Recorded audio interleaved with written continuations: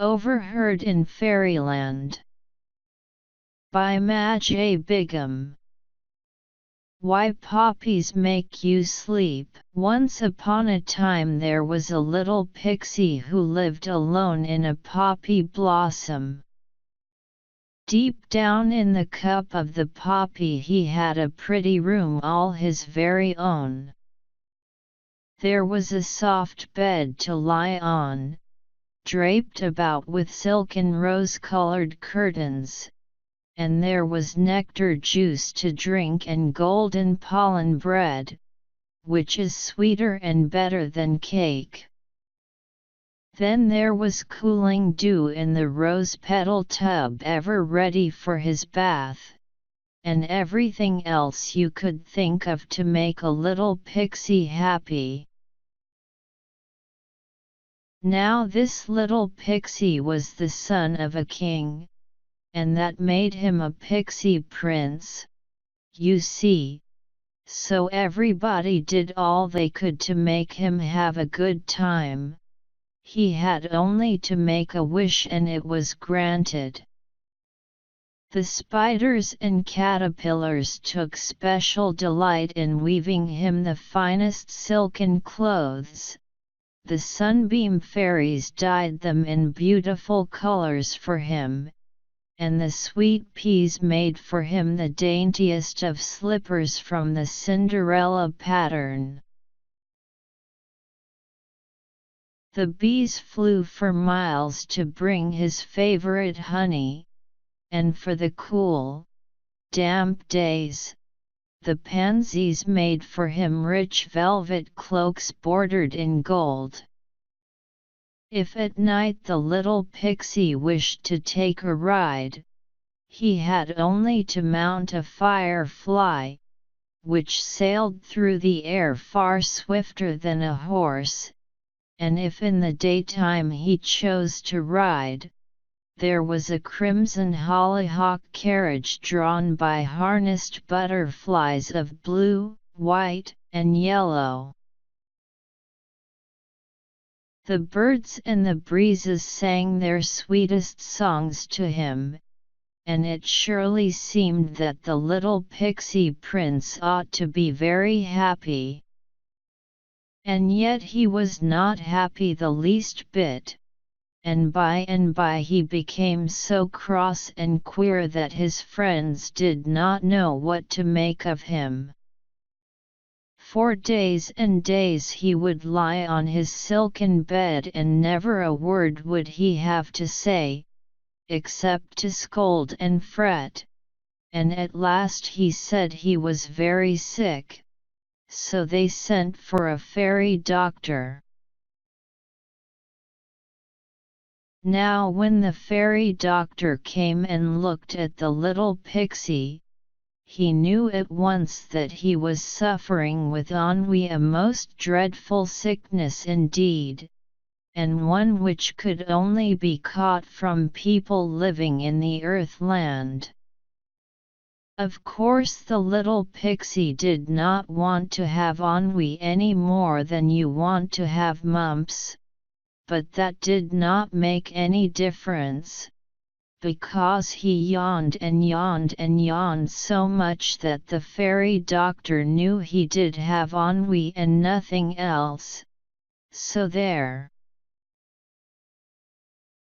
Now the only cure for ennui is to get up at once and go to work and keep on working, and the very minute you forget the disease, why, it will leave you and go to somebody else, who has nothing to do.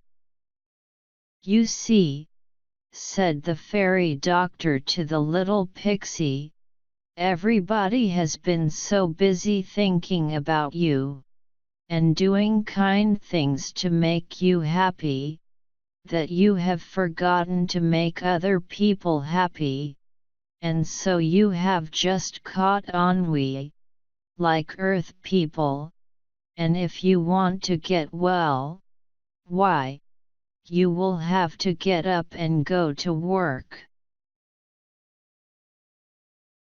Then the fairy doctor went away and left the little pixie to think about it. Now the trouble was that this little pixie prince had never learned to work, but the longer he lay in his silken bed the more sick he grew with ennui, so he just had to get up.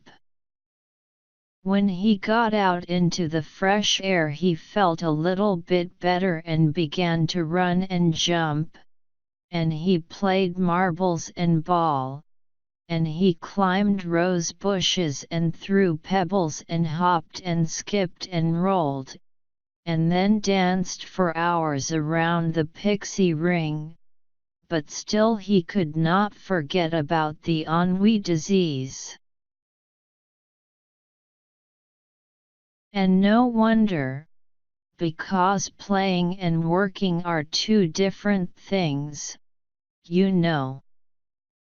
So, that night, when the little pixie went to bed, he was very miserable indeed, though the tiny poppy lady, who was his housekeeper, tied up his head with a cool rose petal. The next morning when the fairy doctor came and looked at the little pixie he shook his head and said, "Your tongue shows you haven't been doing any work and your ennui is worse today than it was yesterday. You must work if you want to get well, for your disease is a very bad one indeed." Then he went away again and the little pixie got up and went once more into the fresh air, which always made him feel better, and wondered about the work he could do. All at once he clapped his hands together gaily, and said, "Oh, now I know. I will learn to spin from the caterpillars and spiders, and spin myself a whole trunk full of pretty clothes. Then, I will learn from the bees to make honey and pollen bread and I will store my pantry full, to last a whole year." The caterpillars and the spiders and the bees were glad to help him, and soon he was as busy as a bee, sure enough, and in a few days had stored his pantry full of good things to eat, besides having made a whole trunk full of beautiful clothes. But somehow, yes, somehow he just could not forget his dreadful ennui disease, and though he was a little better, still he was far from feeling well, and the tiny poppy housekeeper had to tie up his head with a bandage from the plum blossom, which is considered even better than the rose leaf bandage she had tried before. When next the fairy doctor came he shook his head again, and said, "Your tongue shows work, but work of the wrong kind. You have worked only for yourself and that will never cure ennui. You must work for others." Then, as before, he went away and left the pixie prince to himself, and the pixie was very sad and miserable indeed. His ennui grew worse and worse, until he just could not lie still. The tiny poppy housekeeper came trailing in, wearing her prettiest flowered gown, and brought the little pixie some of the fresh honey he had made the day before. "Maybe if you will eat something, you will feel better," she said. But the little pixie only turned his head to the wall and cried, "Oh, what must I do to get rid of this terrible ennui?"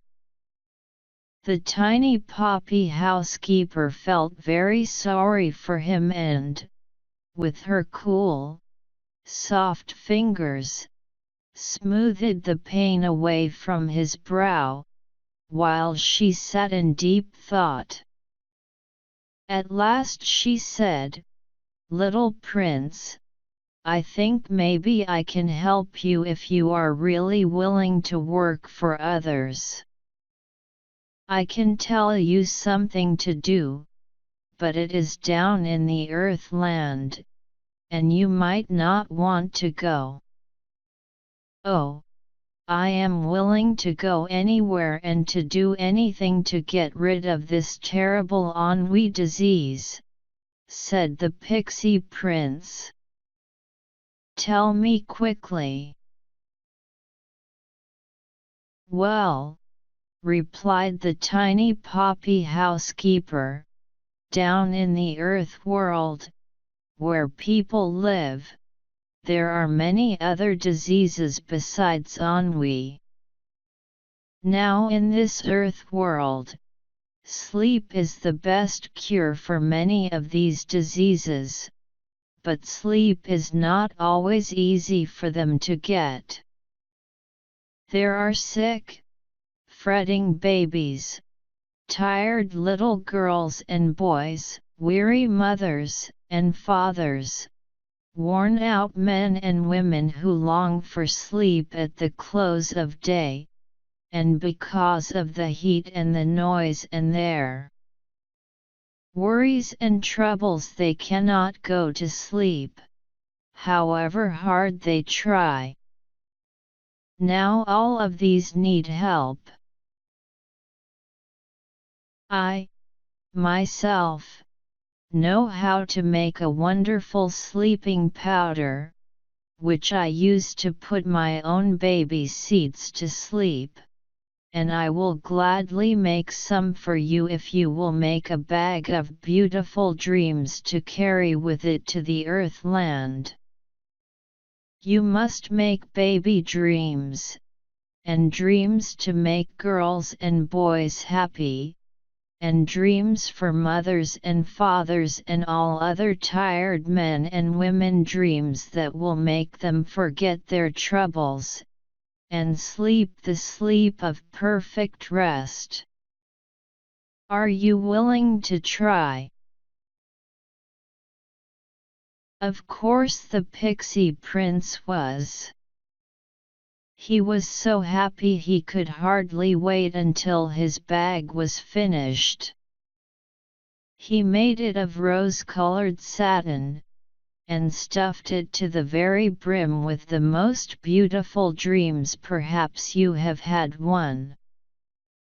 And by that time the tiny poppy housekeeper had the sleeping powder ready.